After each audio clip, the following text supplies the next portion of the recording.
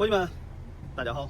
今天来给兄弟们分享一下安哥拉设备进口了3大坑，踩一个让你损失几十个 W。第一，超过8年的设备在安哥拉是限制进口了，进口许可根本拿不下来。第二，关税是按 CIF 价格征收了，机械设备目前享受免税政策，你对这个政策一定要了解。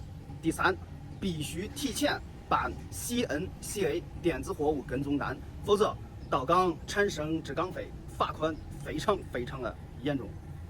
这些细节政策稍不注意，就会让你损失惨重。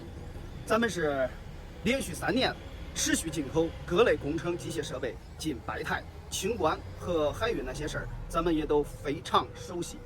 有想了解具体政策的兄弟们，可以点个关注，咱们慢慢聊。